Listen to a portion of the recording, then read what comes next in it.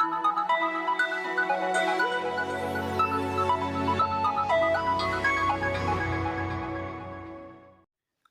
everyone, I am going to dictate you the dictation from GD BIST volume number 4 at the speed of 90 words per minute. So be ready.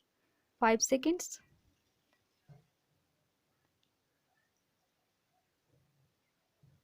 Start.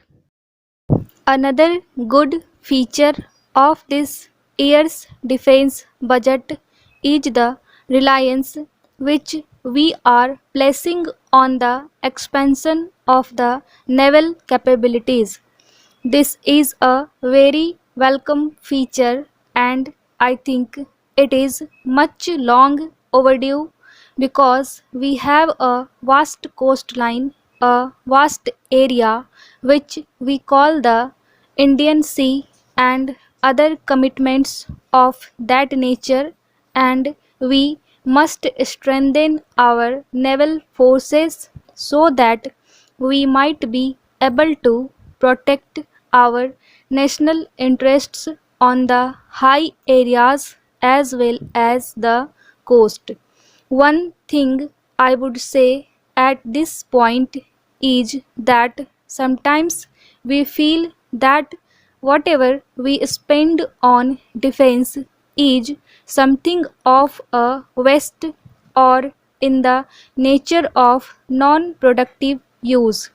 Whenever we make a statement that we have 2000 crore plan, we say that it is a non-development expenditure or this is something which does not contribute to the development of our country. Probably it does not do in that sense, but if you see our defense production program, the way it has strengthened our industrial base, the way it has trained our technical manpower in all these new techniques, that by itself is a great asset from the economic or social or technological point of view.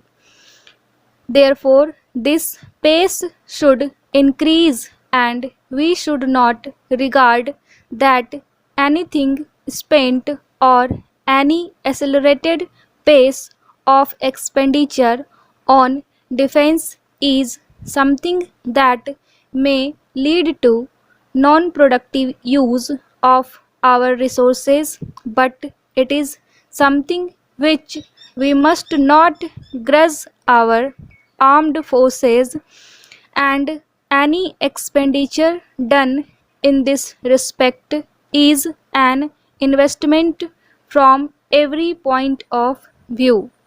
Sir, we heard something about discipline. It is true that discipline is very necessary in any aspect of national life, and in our army we have the best and the most disciplined group in our national life.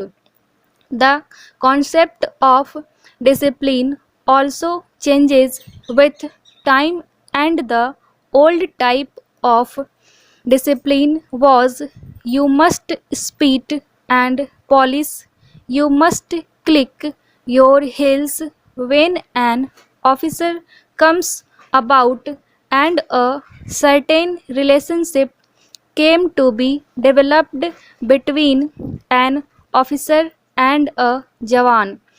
I would say with very great humility that this is outmoded in the present context of our society and our national position.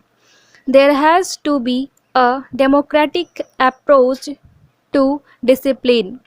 I maintain that there is something like democratic discipline, a discipline which arises not merely out of the relationship of superior and inferior persons in the service rank, but out of mutual respect and a sense of camaraderie, and that type of discipline is more enduring, more purposeful, and more in consonance with our national aspirations and objectives as they obtain today.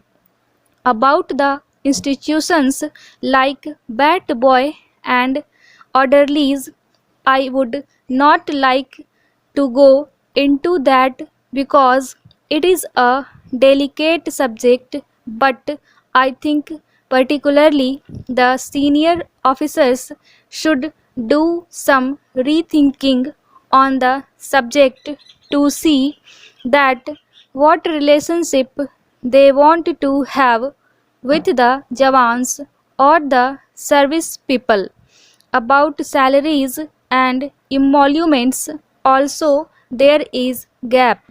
Sir, we are very grateful that this opportunity has been provided to this House to debate the working of the Defense Ministry.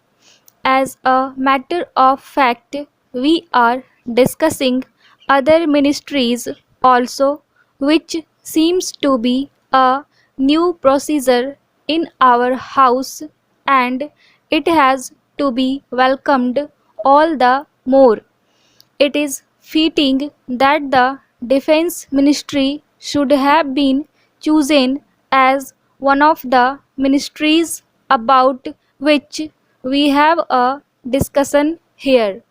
It is very necessary that there should be the widest possible awareness among the people of our defense needs and the readiness of our armed forces to meet them, and with that end in view, all the facts, whatever they are in this house or outside in the academic bodies or in the press, are most welcome, and I would urge upon the government to give more facts and figures to the public so that the discussion that ensues will be more meaningful, and that all these complicated problems would be given due importance in all the quarters of our country. Well, sir, the problem of defense and its administration is a very complex one. The relationship that the service chiefs should have with the civil administrators is really a very delicate matter, and I think some very healthy and useful convention should be established so that there could be a meaningful administration at all levels. We are very happy that we have the defense minister who is regarded in the highest esteem by the people, and he and his eminent junior colleagues from a team which is dedicated to the welfare of the services and the defense requirements of our nation. I think we should give them all possible strength in the good work that they are doing so that they may be able to improve the working of our vast and variegated defense forces to make them better instruments of our national security. Sir, as my friend suggested, the working of the Defense Ministry should be a little different from other ministries, and there should be some method by which quick decisions should be taken. I think this need should be kept in view. When civilians are posted in the ministry, they should not be rotated as is done in the other ministries so that a certain expertise develops at the civilian level with the result that they may be able to understand and master the intricacies of the armed forces and their administration may become more meaningful. Civilian has been there for a long time and I hope the same tradition will be maintained in the matter of other officers and the whole ministry would work in close cooperation with the service chiefs and all other ministry officers.